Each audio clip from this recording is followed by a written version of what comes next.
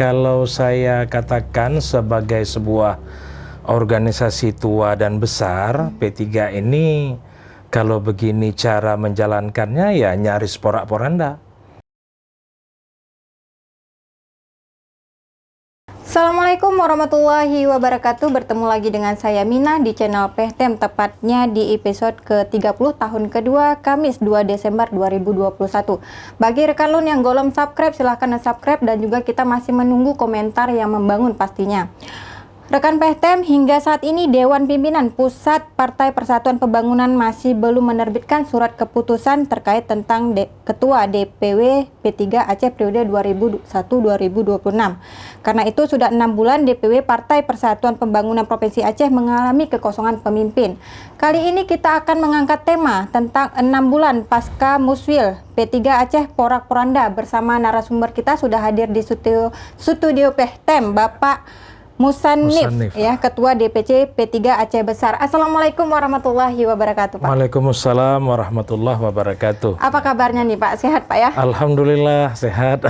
Ini pertama kali ke PTM, ya, Pak, ya? pertama kali ke PTM saya. Alhamdulillah ada waktu, Pak. Pak, ini berkaitan tentang P3 nih, Pak, ya. Sudah 6 bulan P3 Aceh tanpa nahkoda. Apa ini sudah terbelah atau porak-poranda nih, Pak? Bagaimana ceritanya? Ya, kalau saya katakan sebagai sebuah organisasi tua dan besar, P3 ini kalau begini cara menjalankannya ya nyaris porak-poranda.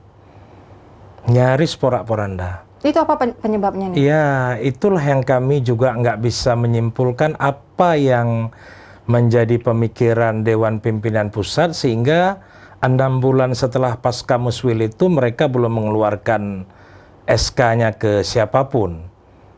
Begitu. Kami nggak tahu juga apa alasan yang sebenarnya begitu. Jadi sudah 6 bulan nih? Sudah 6 bulan. Hari ini 6 bulan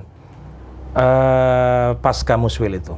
Apakah ada konflik internal nih, Pak Musannif? Di awal tidak ada, ya berkontestasi seperti biasa, namanya sebuah musyawarah, musyawarah wilayah, musyawarah cabang kalau di tingkat kabupaten kota, ataupun muktamar di tingkat nasional, ya biasa saja, nggak ada masalah.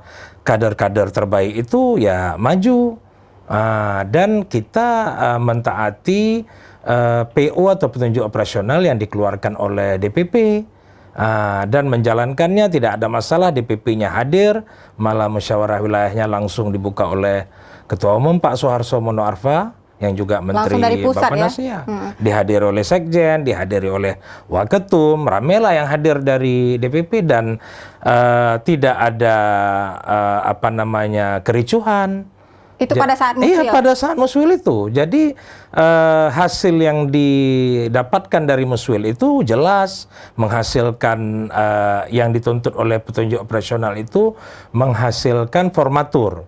6 orang, dan sudah ada 6 orang itu formaturnya. Siapa aja nih, Pak Musannif? Salah satunya saya, Ketua DPC Aceh Besar, Ketua DPC Aceh Utara, Ketua DPC Aceh Jaya, Ketua DPC Aceh Tenggara, Ketua DPC Aceh Selatan, dan unsur DPW Tengku Amri selaku Ketua DPW terpilih menjadi salah satu formatur. Sedangkan yang satu lagi ditunjuk oleh DPP, Ibu Fitri Gayo, salah seorang unsur ketua di DPP. Nah, yang terpilih saat itu berarti Pak Tengku Anwar Idris ini? Bukan begitu. Dari formatur ini melakukan rapat. Ternyata rapat di dalam formatur terbelah. Ada 2 usulan. Kami 4 orang, saya, Pak Zainuddin Ketua Aceh Utara, Pak Tengku Muzani Ketua Aceh Jaya, Pak Mujakir Ketua Aceh Tenggara itu memilih Pak Anwar Idris. Sedangkan Tengku Amri dan Daifunas selaku Ketua DPC Selatan memilih Tengku Amri. Nah, ini bagaimana? Ini tim pemenangnya harusnya kemana nih? Iya, seharusnya kan dari 7 orang, yang 4 memilih Pak Anwar, yang 2 memilih Tengku Amri, yang 1 abstain dari DPP. Beliau mengatakan abstain, tidak membela A, tidak membela B. Nah, berarti seharusnya DPP sudah jelas harus memutuskan Pak Anwar, selain memang Pak Anwar itu adalah kader terbaik dan senior di partai, bukan kader yang tiba-tiba muncul misalnya begitu. Gitu. Atau ada kepentingan politik nih Pak Musami? Nah, itu yang kami nggak tahu apakah ada kepentingan. Kalau ada, seharusnya dibicarakan dengan kami oleh DPP kepada formatur. Supaya kami itu tahu kenapa alasan mereka melanggar PO yang mereka buat sendiri, misalnya. Apakah sudah ada komunikasi dari DPW? Ada, saya sendiri sudah ketemu sama ketum. Nah, beliau tidak mempertegas atau menyampaikan sesuatu? Beliau menyampaikan dalam pertemuan itu, kebetulan saya hadir, Pak Anwar, Pak Zainuddin Ketua Aceh Utara, dan saya bertiga. Sebenarnya kami hadir ada dua lagi, Pak Mujakir dan Tengku Muzani, tapi kena suasana COVID di Jakarta oleh protokol beliau yang diizinkan masuk ke ruangan hanya 3 orang. Nah, jadi saya pertanyakan di situ apa yang membuat misalnya ketum tidak mau mengeluarkan SK untuk Pak Anwar, padahal kami memilih Pak Anwar, lebih banyak yang memilih Pak Anwar. Tapi beliau tidak memberikan alasan yang jelas, cuman memotong-motong pembicaraan kami aja, sudahlah, begitu. Jadi alasannya nggak jelas. Saya bilang begini, Pak, ini yang kami ajukan kan kader terbaik, kader senior. Beliau sudah dari PAC dulu di kecamatan, DPC, kabupaten, naik ke DPW provinsi, naik lagi ke DPP, sudah DPR RI 2 periode, sudah 25, nyaris 30 tahun jadi anggota dewan. Artinya secara track record beliau track recordnya bagus sekali, tidak ada urusan misalnya kejahatan korupsi misalnya, atau misalnya ada yang sifatnya sosial dan lain-lain. Nah, nggak ada. Jadi track recordnya bersih yang kita ajukan. Kenapa nggak mau mengambil yang terbaik? Kenapa mengambil yang lainnya begitu? Kami bilang sudahlah. Lebih banyak mengatakan sudahlah, percaya aja sama saya. Walaupun kita ambil yang lemah, tapi ini kalian terima aja lah. Loh, saya bilang sebagai sebuah organisasi harusnya kita harus mengambil kader yang paling bagus, yang paling kuat, yang paling senior. Kenapa kok begini? Sudahlah. Atau dari DPP punya calon tersendiri nih, Pak Musami? Nah, itu kami mendengarnya beliau mempertahankan Tengku Amri sebagai ketua DPW yang lama. Untuk menjabat kembali. Dalam alasan-alasan yang kami kemukakan, kenapa kami memilih Pak Anwar? Karena memang kami lihat secara kepartaian lah di partai-partai lain yang menjadi pimpinan partai di tingkat provinsi itu tentu yang punya jabatan strategis. Ya, misalnya kalau kita melihat kan banyak dari ketua-ketua partai itu anggota DPR RI, banyak dari ketua-ketua partai itu misalnya kalau dulu ada yang gubernur. Pokoknya ketua-ketua partai itu punya jabatan strategis lah dia, sehingga dia bisa menolong partai itu atau organisasi itu menjadi besar begitu setelah pasca perpecahan P3 di masa yang lalu. Kan begitu, kita kan kepingin kursi P3 ke depan lebih banyak lagi begitu ya kan. Jadi tentu yang harus memimpin partai di tingkat provinsi itu harus yang sudah jelas track recordnya, begitu. Jadi ada juga mempertanyakan ini track record Pak Amri. Ya, kami pertanyakan kira-kira kalau kita mau head to head, kita bandingkan antara Pak Anwar dengan Tengku Amri, kira-kira di mana kelebihan Pak Anwar, di mana kelebihan Tengku Amri, di mana kelemahan Pak Anwar, di mana kelemahan Tengku Amri. Coba kita head to head. Saya udah bicara juga dengan Sekjen Gus Arwani Tomafi, ya kan? Saya juga udah bicarakan juga dengan para waketum, ya kan? Coba kita head to head aja lah. Kita di dalam internal kita lihat apa kelebihan Pak Anwar, apa kelebihan Tengku Amri, apa kekurangan Pak Anwar, apa kekurangan. Jadi waktu kita head to head memang nggak dapat bahwa Tengku Amri wajib kita pertahankan begitu dengan segala kelebihan dan kekurangannya. Jadi menurut Anda Pak Amri sendiri bagaimana, legowo nggak nih? Kalau misalnya ya kalau kita lihat nggak legowo, nggak legowo dalam rapat formatur di Jakarta yang kami lakukan, beliau malah mencoba memberikan argumen-argumen tentang yang katanya dosa-dosa Pak Anwar. Nggak tahu saya apa dosa-dosa itu karena nggak sempat terbaca, karena oleh Ibu Fitri Gayo selaku ketua formatur langsung menyetop, nggak usah dibaca, dikirimkan aja ke DPP kalau memang ada dosa-dosa Pak Anwar. Tapi saya nggak tahu apa dosa yang dia maksud dengan dosa-dosa Pak Anwar. Yang kami tahu nggak ada, kalau ada coba dibeberkan aja. Kami minta juga ke DPP kira-kira apa dosa Pak Anwar yang diberikan oleh Tengku Amri itu coba diberikan ke kami supaya kami bisa kasih tahu ke Pak Anwar punya dosa ini dalam partai. Begitu. Oh, begitu. Ini Pak Musamit, apakah ini terjadi di periode sebelumnya? Belum, nggak ada. Ini baru pertama Jadi semua sekali. DPP itu dari dulu itu saya sudah berapa kali muswil ya? Sudah mungkin 4 atau 5 kali saya ikut muswil, saya udah ikut 4 kali juga muktamar. Semuanya taat asas, baru di kepemimpinan inilah yang saya lihat mereka yang buat petunjuk operasionalnya, tapi mereka juga yang melanggar sendiri petunjuk operasional itu. Jelas petunjuk operasionalnya itu kami kan mempelajari dulu sebelum kami menyatakan bahwa kami akan berkontestasi. Kami pelajari dulu PU-nya, apakah PU ini mampu kami jalani atau enggak. Jangan-jangan nanti kalau kita maju ke medan gelanggang itu kita kalah. Kami kan nggak mau, saya ini kan juga kader senior. Jadi setiap saya mau maju ke medan laga itu saya pelajari dulu aturan mainnya, rule of the game-nya bagaimana.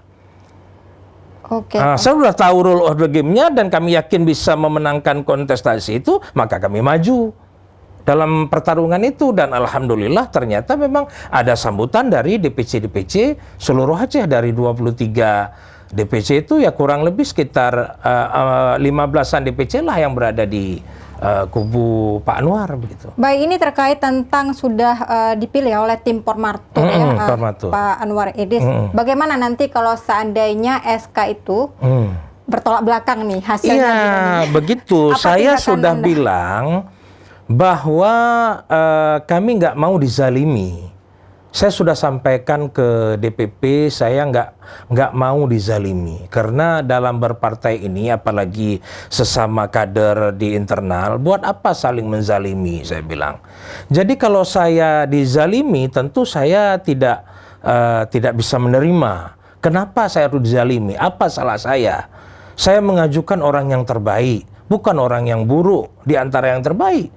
Yang terbaik di antara yang baik yang saya ajukan. Saya nggak bilang misalnya ada kader yang lain buruk gitu. Tapi kita memilih yang terbaik di antara yang baik-baik itu.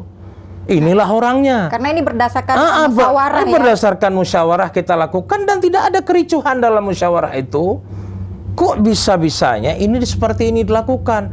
Kalau DPP katanya mencanangkan untuk bisa mendapatkan sekian belas juta suara di 2024, kalau begini cara kerjanya itu Ini mempengaruhi bullshit, pemilu 2024 ini. oh sudah jelas lah. Kalau kader-kader yang merasa dizalimi ini nggak mau bekerja lagi, kita bilanglah kami nggak mundur dari P3, tapi kami berdiam diri saja. Itu kan jelas mempengaruhi, sedangkan orang yang sudah ada di dalam aja berdiam diri, bagaimana kita mau ngajak orang di luar? Baik Pak Musamit, ini juga karena tidak keluarnya SK, ada tim simpatisan atau kader atau simpatisan melakukan unjuk rasa. Ada. Itu dari beberapa DPC hadir kemarin dalam unjuk rasa itu. Apa isi walaupun tuntutannya, yang Pak? memprakarsai itu juga kalangan generasi muda. Begitu, ada beberapa pimpinan kecamatan yang masih generasi muda itu melihat nggak sehat ini seperti ini. Orang kita mengajukan orang yang senior kok begini, jadi mengajak senior-seniornya di DPC itu untuk berunjuk rasa. Unjuk rasanya itu menuntut supaya dikeluarkan SK ke Pak Anwar selaku dari 7 formatur yang ada 4 memilih Pak Anwar. Apa salahnya? Dan kami unjuk rasa baik-baik, kami nggak pecah-pecahin kaca, nggak merusak anarkis, kantor, nggak anarkis. Artinya tuntutannya apa nih Pak? Tuntutannya keluarkan SK ke Pak Anwar. SK ke Pak Anwar Iya. ya? Bukan ke Pak Amri. Bukan, nah, ya memang kita dari awal Sudah kita musuh memang ya. nggak oke lah Pak Amri sudah berkiprah 5 tahun, kenapa nggak beri kesempatan kepada yang lain untuk berkiprah juga? Oke, Pak Musami, ini kabarnya Tengku Amri memilih Haji Iksanuddin ya Marzuki sebagai sekretaris, namun tidak disetujui oleh Ibu Iliza. Nah, Jamal sebagai anggota DPR fraksi P3K. Nah, ini dia mengusung adiknya, ini bagaimana tanggapan Anda, Pak? Begini, di awal waktu usulan itu dibaca, Tengku Amri dengan Daefunas selaku ketua DPC Aceh Selatan, salah satu formatur itu mereka berdua memilih Amri sebagai ketua, Ihsan sebagai sekretaris. Tetapi dia katakan begini, kalau untuk ketua ini sudah tidak bisa diokotak-atik. Ya. Tapi untuk sekretaris itu Amri yang baca sendiri, Amri yang menyatakan sendiri. Untuk sekretaris kami terbuka untuk kita berdialog. Oh, kalau misalnya nggak setuju Ihsan, boleh. Siapa dari pihaknya Pak Anwar mau diajukan sekretaris? Itu beliau sendiri katakan. Sedangkan Ibu Eli kami lihat belakangan mengajukan abangnya, bukan adiknya. Abangnya? Abangnya itu Ilmiza itu. Mengajukan abangnya, saya nggak tahu apa alasan beliau. Beliau juga sebenarnya ikut dalam kontestasi itu, tetapi tidak ada dukungan ke beliau, ke Ibu Eli. Jadi apakah beliau mungkin karena kedekatan dengan ketum, karena beliau sekarang anggota DPR RI, mencoba melobi ketum dengan cara-caranya, ya memasukkan nama abang beliau untuk menjadi sekjen, siapapun ketuanya. Siapapun ketuanya, beliau ya kalau kami orang politik memaknai ini main cantik ya kan. Jadi beliau nggak mau tahu biar ini berantuk berdua, yang penting siapapun yang jadi ketua, sekjennya tetap abang saya, begitu. Nah ini artinya ada kong kali kong nih Pak. Ya saya nggak tahu kong kali kong, nggak tahu kong kali, tapi dalam PO yang diberikan oleh DPP itu nggak diperbolehkan sebenarnya. Karena dalam PO itu jelas itu yang boleh dilakukan oleh DPP itu adalah yang diusulkan oleh formatur. Kami nggak pernah mengusulkan Ilmiza sebagai sekretaris. Tengku Amri pun tidak pernah mengusulkan Ilmiza sebagai sekretaris. Jadi sekretaris itu dipilih berdasarkan apa nih Pak? Nggak tahu, lobby-lobby Ibu Eli lah berarti. Lobby-lobby Ibu Eli kepada ketum dan segala macam di DPP sana. Beliau kan juga salah seorang ketua di DPP. Iya, ya, ahlinya ya di sana ya. Tapi ini terkait juga ada isu tentang kalau terpilih nanti Tengku Anwar Idris. Anda juga ada isu dijadikan sebagai sekretaris, apa benar? Begini, dari awal memang usulannya ke saya. Usulannya memang ke saya. Bukan isu, memang ke saya usulannya. Beliau meminta saya, mungkin karena saya di periode ini kebetulan tidak lagi di legislatif, punya banyak waktu untuk mengurus partai. Begitu. Jadi sekretaris ini kan fungsinya dia sebagai administrator partai, ya kan? Tentu saya punya banyak waktu untuk melihat partai ini ke depan, di samping memang juga saya ini sudah bisa kita bilang sudah 3 kali di DPC, sudah pernah menjadi ketua 1 di DPW, sudah 3 periode menjabat di legislatif, ya kan tentu saya punya banyak pengalaman di P3 begitu untuk mengatur P3. Hampir seluruh ketua DPC se-Aceh ini saya kenal dengan baik, sahabat-sahabat saya semuanya, baik yang mendukung Pak Anwar kemarin maupun yang tidak mendukung. Jadi alasan itulah mungkin Pak Anwar memilih saya sebagai calon sekretarisnya. Jadi nanti apapun penentuan SK dari pusat itu Anda tetap menerima ya? Oh enggak, saya nggak terima. Saya nggak terima. Apa tindakan tegas nanti dari? Saya nggak mau, malah begini, saya berencana sebelum SK ini keluar, saya mau pulangin stempel aja lah. Karena saya lihat partai ini sudah nggak sehat seperti ini. Apa yang mau mereka lakukan dengan kondisi seperti ini? Semakin hari semakin meruncing. Semakin meruncing perbedaan yang terjadi di antara dua kubu ini. Begitu. Apa yang mau dihasilkan? Kalau nanti kubu Pak Anwar yang menang, ada kubu yang sakit hati sebelah sana. Kubu sana menang, ada kubu di sini yang sakit hati. Artinya udah pasti ini udah pecah. Ini hasil kerja DPP ini. Yang di bawah pimpinan Soeharto itu. Kalau sudah pecah, apakah ya, akan ini bubar apa? nih? Ya kita bilang beginilah, kita bilang pun nggak bubar, kami berdiam diri saja, nggak mau tahu, karena kami nggak setuju dengan cara-cara kerja yang seperti ini, yang cara kerja tidak ada jelas rule of the game-nya bagaimana. Oke, kembalikan stempel, maksud Anda mengundurkan diri, Pak? Saya nggak bilang mengundurkan diri, cuman saya nggak mau urus. Nggak mau apa? Nggak mau urus siapa? Ya udah, saya pulangin aja stempelnya, kalian uruslah sendiri itu. Begitu. Baik, Pak Musamin, ini ya, Anda juga pernah mengatakan kita minta seluruh anggota DPR Aceh agar tidak lagi menyetorkan uang bulanan. Iya, betul. Begini, setelah Tengku Amri atau DPW di bawah pimpinan Tengku Amri di periode yang lalu itu mengajukan pertanggungjawaban dalam Muswil, mereka kan sudah demisioner. Iya, demisioner. Secara organisasi manapun, begitu kita pengurus mempertanggungjawabkan semua kinerja maupun keuangan kita kepada peserta musyawarah, itu kita sudah demisioner.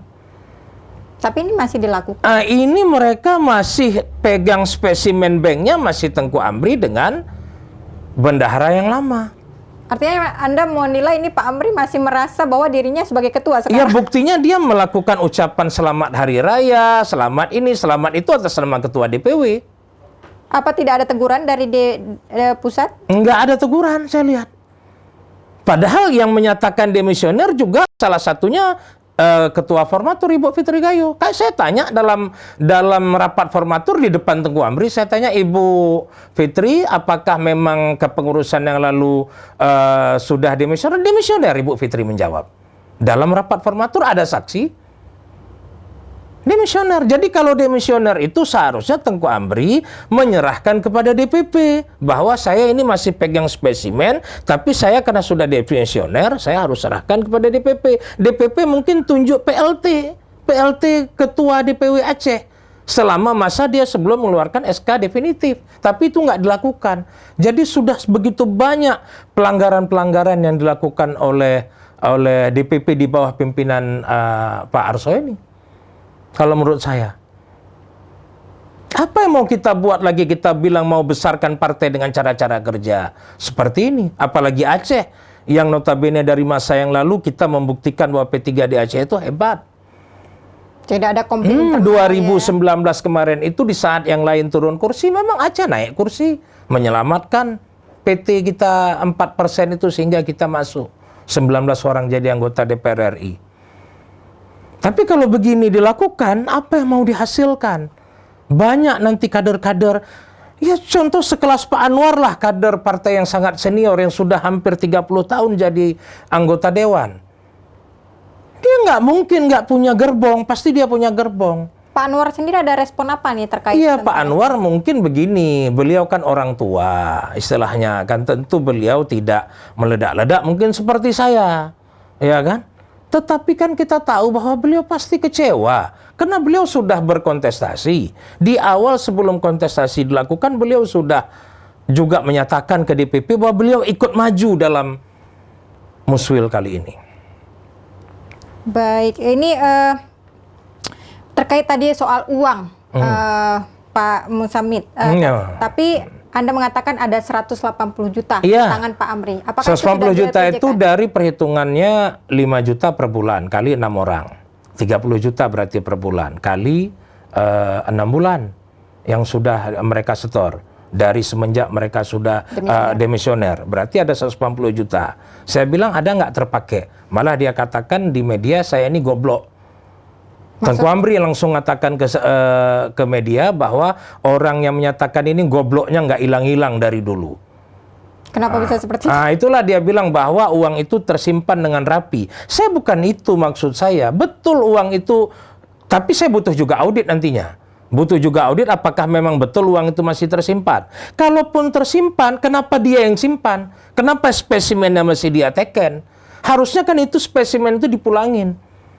Bisa kolektif kolegial kepemimpinannya sesama formatur 7 orang ini, atau pulangkan ke DPP. Jadi kalau beliau mau misalnya memakai uang itu tinggal teken berdua dengan saudara bendahara partai yang lama, masih bisa ambil uang.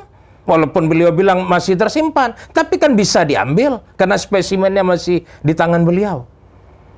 Ada komunikasi nggak nih Pak Musamid dengan beliau? Ya saya nggak berkomunikasi, cuman kan saya bisa dapat datanya dari anggota DPRA yang ada. Maka saya menghimbau kepada anggota DPRA itu untuk tidak lagi menyetorkan. Dan saya lihat himbauan saya itu didengar oleh mereka. Mulai bulan ini sudah tidak dipotong lagi. Kalaupun dipotong, sudah tidak disetorkan lagi ke rekening partai yang spesimennya masih dipegang oleh Amri. Tetapi katanya sudah disimpan di satu rekening lain. Siapa nanti yang menjadi definitif, baru mereka akan menyetorkan kembali uang yang mereka simpan itu. Itu kapan uangnya harus di-stop, Pak? Ya katanya bulan ini udah mulai di-stop. Saya dengar informasinya seperti itu dari Sekwan. dari Sekwan DPRA, Pak Suhaimi. Baik, Pak, ini terkait tentang soal tadi ya, karena ada tim formatur sudah dipilih ya secara musyawarah. Secara musyawarah. Musyawarah, Iya. tapi malah ada sedikit gangguan mungkin dari pusat. Apakah Anda berpikir nanti positif nih terhadap DPW pusat, atau ada hal yang lain Pak ingin Anda sampaikan? Enggak, saya positifnya begini, bukan positif atau negatif. Maksud saya apa yang melatar belakangi mereka melakukan ini, itu juga nggak saya dapatkan. Saya tanya ke Ibu Fitri Gayo selaku Ketua Formatur, yang beliau juga salah satu unsur ketua di DPP. Apa yang menyebabkan beliau sendiri nggak? Semua jawabannya ketum. Kemauan ketum. Ke Pak Amri. Bukan, ke Pak Soeharto. Pak Soeharto. Pak Soeharto. Maka saya bilang di media, P3 ini bukan milik ketum, tapi milik umat. Beda dengan partai-partai yang lain yang jelas siapa pemiliknya. Kita nggak usah sebutkan partainya. Mereka mau ubah sehari 2 kali SK-nya, nggak ada yang ribut. Nggak bisa dituntut, karena mungkin ADART-nya memang sudah seperti itu dilakukan. Kan ada banyak partai sekarang yang jelas pemiliknya siapa. Begitu. Jadi nggak bisa mereka ini, kalau ini milik umat, nggak punya pemilik. Siapa pemiliknya? Umat. Orang-orang yang pernah membesarkan P3, yang memilih P3, itulah P3 ini milik umat, saya bilang. Bukan milik Pak Soeharto. P3 ini kok jadi semua jawaban DPP ini sikit-sikit kalau kita tanya, nggak tahu saya Pak Arso lah itu. Artinya ada saling pengalihan nih Pak Musami. Iya, itu semua mengalihkan ke ketum. Ke ketum pusatnya? Ketum, semua bilang begitu. Keinginan Pak Arso, keinginan Pak Arso. Kalau kita tanya, ya keinginan Pak Arso. Kami nggak berani ini, Pak Arso lah itu. Ada nggak kalimat Pak Arso bilang, mungkin keinginan beliau memang Pak Amri Pak gitu? Amri, iya. Saya tanya, apa Tum? Saya mohon maaf, apa yang mendasari ketum memilih Amri? Padahal kalau kita head to head kan dengan Pak Anwar, di depan Pak Anwar saya tanya. Kita head to head kan dengan Pak Anwar, jelas lebih senior, lebih hebat Pak Anwar, lebih segala-galanya di Pak Anwar. Atau terkait tentang Dia jawab begini. dosa-dosa tadi Pak Musami. Enggak, dia jawab begini. Dia jawab, saya tahu Amri itu lemah secara ekonomi, lemah secara sosial. Dia bilang sendiri. Ada saksinya. Oh, ketua DPP. Ketua DPP itu ngomong ke saya gitu, Amri itu lemah secara ekonomi, lemah secara sosial. Tapi sudahlah, biar dia. Apa yang membuat sudahlah biar dia itu nggak tahu saya apa alasannya. Berarti Anda sudah tahu dong bahwa yang akan dikeluarkan SK itu Pak Amri. Ya, tapi dia nggak keluarkan juga. Nah, itu juga bingung kita. Saya sampai hari ini udah 6 bulan nggak dikeluarkan. Artinya ada rahasia. Padahal saya udah ketemu beliau udah 2 bulan yang lalu. Ketemu ke Pak Arso di Jakarta. Di Jakarta. Tapi tidak ada komunikasi secara intensif masalah ini ya, Pak.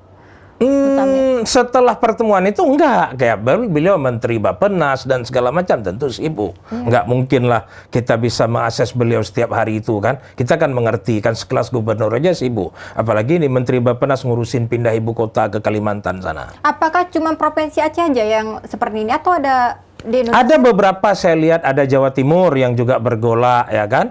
Tetapi saya merasa begini, kalau Jawa Timur itu memang diberikan kepada kader yang lebih bagus dan lebih senior. Jakarta bergolak, saya lihat lu juga bahwa itu diberikan kepada kader yang lebih bagus dan lebih senior. Saya bilang ke ketum waktu itu, Pak, saya bisa memahami kalau Bapak berikan ke si A di Jawa Timur. Saya bisa memahami kalau Bapak berikan ke si B di Jakarta. Tapi saya nggak bisa memahami kenapa Bapak berikan ini ke Amri, padahal lawan tandingnya Pak Anwar. Kecuali lawan tandingnya lebih buruk. Itu yang saya nggak, sudah. Nah, itu lagi jawabannya. Nah, jika jadi dari analisa Anda bicara tadi, Pak Musami, ada dosa-dosa yang disampaikan ke pusat, apakah itu tidak Anda curigai? Yang dosa-dosa besar tadi yang disampaikan, Iya, Pak? mereka nggak sampaikan juga. Kalau sampaikan kita bisa mengerti. Mana dosa-dosanya? Jangan sampaikan ke Pak Anwar, sampaikan ke kami biar kami tahu, biar kami bisa mengerti kenapa Amri harus dipilih menjadi ketua. Karena kami nggak melihat. Biasa dosa-dosa itu terpampang lebar. Kan biasa kalau dosa-dosa orang politik itu jelas, mereka pernah ditangkap karena kasus korupsi, karena kasus asusila, penelantaran istri kedua, macam-macam lah. Saya kan nggak bilang siapa yang menelantarkan istri kedua, tapi kan kalian tahu. Artinya nih akan ada Udah dikawinin siri, ditelantarkan pula lagi. Oke, apakah nanti akan terjadi dualisme nih kepemimpinan nih Pak Musami? Wallahu a'lam. Saya nggak mau tahu lagi karena saya rencana mau pulangin stempel. nggak mau urus lagi. Pulangin stempel tapi masih setia pada P3. Iya, saya beginilah, saya udah dibesarkan P3 ya kan, tentu saya juga merasa berterima kasih kepada P3-nya. Tidak ingin pindah partai? Begitu, belum tahu, saya bilang nggak kepingin, nanti mana tahu ada yang pas menurut hati nurani saya kan, saya kan nggak tahu juga, kita nggak bisa bilang ya kan. Nah, nggak bisa bilang A, nggak bisa bilang B, tetapi hari ini saya menyatakan saya hanya pulangin stempel, nggak mau urus lagi lah. Karena kalau begini politik, buat apa berpolitik seperti ini? Teori mana ini? Teori politik mana mereka pakai? Teori politik Islam atau teori politik Machiavelli ini? Anda menganggap bahwa P3 sekarang sudah bad management organisator? Iya, orang-orangnya kan. Orangnya. Partainya bagus, lambangnya Ka'bah, bagus, didirikan oleh para ulama, sangat baik, tujuannya mulia, jelas arah perjuangannya kemana, tapi orang yang mengurusnya, beginilah di semua tingkatan. Saya nggak bilang di DPP aja, mungkin di DPW, mungkin saya sendiri di DPC juga nggak baik memimpin partai, nggak tahu. Tapi orang-orangnya, kita nggak menyalahkan partai. Orang-orang yang mengurus partai itu. Tidak ada sapu bersih nih, kalau di dalam partai? Begini, nggak ada. Karena kan dari awal kita udah bilang, kita kolaborasi. Tetapi kan kita kepingin pimpinannya. Kalau di jajaran berikutnya, silahkan masukkan nama, boleh, kolaborasi aja. Siapa mau misalnya di jajaran wakil ketua, di jajaran ketua-ketua bidang, wakil sekretaris, bendahara, boleh kita bicarakan. Tapi pimpinannya, organisasi itu kan memang pimpinan ikon dia, ikon partai. Benar. Apakah sudah dilakukan musyawarah cabang nih? Sudah 3 kali. Musyawarah cabang sebenarnya waktunya sudah, tapi karena ini 6 bulan belum keluar SK, bagaimana mau laksanakan musyawarah cabang? Artinya berdampak juga. Berdampak, sangat berdampak. Di daerah lain sudah ada yang selesai musyawarah cabangnya di provinsi lain. Baik, Pak Musami, untuk terakhir ini Pak Musami, mungkin Anda mau sampaikan kepada DPP Pusat ini terkait tentang SK yang belum keluar. Silahkan Pak. Begini, saya ingin menyampaikan kepada DPP, cobalah Anda ini yang mengurus DPP yang diamanahkan, yang kami amanahkan para DPC, para DPW se-Indonesia, memimpin partai ini dengan rule of the game yang Anda susun sendiri. Itu yang ingin saya bilang. Saya nggak bilang mau yang lain. Tapi Anda coba berjalan, menjalankan amanah yang kami berikan ini secara rule of the game yang Anda susun sendiri. Jangan pula Anda yang susun rule of the game-nya, Anda pula yang melanggar rule of the game itu. Itu yang kami nggak bisa mengerti. Saya ini sudah sekian lama berpolitik, nggak tahu teori politik mana yang saudara pakai ini seperti ini. Baik, terima kasih Pak Musami dan pemirsa PTM yang di rumah, jangan lupa share, like, and comment ya, pastinya subscribe. Saya Siti Aminah mohon undur diri. Assalamualaikum warahmatullahi wabarakatuh. Waalaikumsalam warahmatullahi wabarakatuh.